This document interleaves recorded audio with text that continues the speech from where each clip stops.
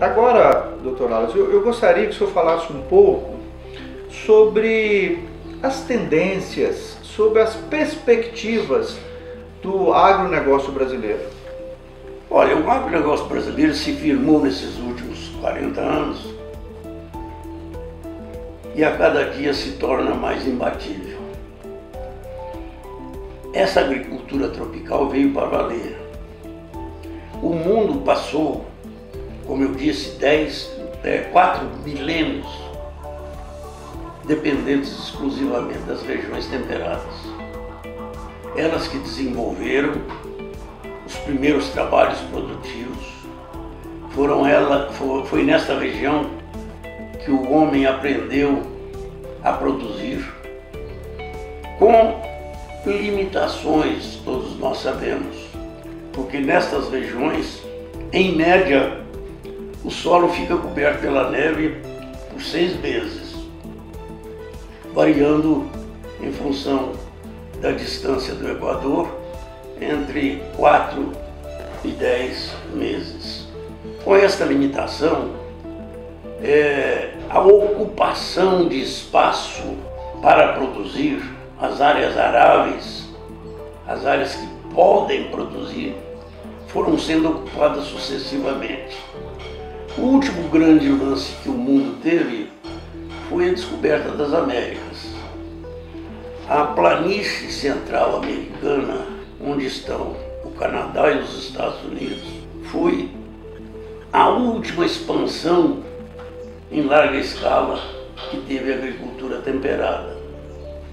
Não foi difícil, porque o europeu principalmente, ou o asiático em algumas condições, trouxeram todo o seu conhecimento e não houve nenhuma necessidade de se preocupar, porque as plantas se adaptavam rapidamente. As máquinas que eles trouxeram eram próprias para isso. As tecnologias que desenvolveram foram muito bem aplicadas aqui e deu uma certa folga no crescimento populacional do mundo, porque a planície central americana garantiu durante praticamente 100 anos a expansão de demanda de alimentos no mundo. Em 1968, houve um fato bastante significativo. Houve uma variação climática em todo o hemisfério norte e fez com que ali se pronunciasse uma seca muito grande, onde os Estados Unidos perdeu mais de 20% de sua safra, Estados Unidos e Canadá. A Europa perdeu mais de 30% e a Ásia perdeu 50%. E houve uma baixa violenta nos estoques mundiais, inclusive no americano, coisa que ninguém esperava. O presidente dos Estados Unidos ter via público e autodenunciar que ele está fazendo pela primeira vez um embargo não político na exportação de alimentos. E vergonhosamente para ele, como ele disse, teve que explicar: nós só temos em nossos armazéns e silos comida para mais 6 meses para o povo americano. E isto é o tempo suficiente para nós produzirmos a nova safra. Se eu exportar, vai faltar alimentos aqui dentro. E esses alimentos já estavam comercializados, etc. Foi um choque muito grande. Isso causou um transtorno incrível no mercado internacional. E o alimento dobrou de preço. Países tropicais, inclusive o Brasil, todos eles eram dependentes de importação de alimentos. Nós no Brasil importávamos nessa época, final da década de 60 e 70, início da 70, 30% do que consumíamos. Era muita coisa. A nossa balança comercial passou a ser muito sobrecarregada. Quem fazia o saldo na balança comercial era a conta café. O café é que nos sustentava, que era um produto tropical. Com isso, houve um fato bastante grave no Brasil. Quando chegou 1973, veio a crise do petróleo, a criação da OPEP. O petróleo passa de 2,5 a 3 dólares por barril, na semana seguinte a mais de 11 dólares. E continuou subindo. 11, 13, 15, 19, 30 dólares. E o Brasil não tinha mais condição de sustentar esta importação por um fato difícil. Nós dependíamos, na década de 70, de 80% do petróleo que consumíamos era importado. Com isso, o saldo, o balanço da conta comercial de exportação ficou altamente negativo. E o Brasil iria quebrar.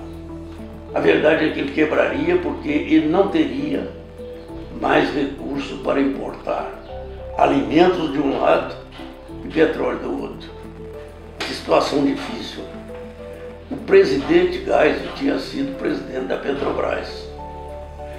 E ele sabia perfeitamente que com a tecnologia existente na época, nós não descobriríamos petróleo mais no Brasil. O que tinha que descobrir já estava sendo extraído. Ele, por isso, até deixou, junto com as universidades e a própria Petrobras, uma evolução na base científica para uma evolução de capacidade de desenvolver novos métodos, que veio 40 anos depois a aparecer o pré-sal. Foi descoberto graças a essa tecnologia que foi implantada, desenvolvida desde a década de 70. E o país precisava de solução, porque não existia também no mundo, em lugar nenhum, tecnologia para a agricultura tropical. Nós estávamos diante de um desafio ou de um dilema. Ou paramos o Brasil, não tem mais petróleo, vamos ter que reduzir a nossa alimentação, que seria muito difícil, porque o Brasil naquela época, na década de 70, já tinha 95 milhões de habitantes. Ou então, vamos ter que arrumar uma solução. Essa foi a discussão que tivemos em 1974, antes de assumir o governo. Ali tomou-se a decisão que só caberia, porque a nossa indústria também era obsoleta. Ela não tinha nenhuma capacidade de competir. Ao contrário, ela até exigia subsídios. Com isso, se você não tem como competir com a sua indústria, se você é importador de alimentos e importador de petróleo, você está falido. Então o que tinha que se fazer? Nós tínhamos que buscar uma solução para o Brasil não quebrar. E foi escolhido o setor agrícola. E eu me lembro muito bem das discussões que tivemos ainda lá na Praça Pinheiros, antes de assumir o governo, pois o presidente queria que nós assumíssemos o governo em 15 de março, com todos os planos prontos. E nós trabalhamos muito. E ali procuramos definir. Eu vinha de Minas Gerais e tinha feito experimentos iniciais com o Cerrado brasileiro. E começou a dar certo.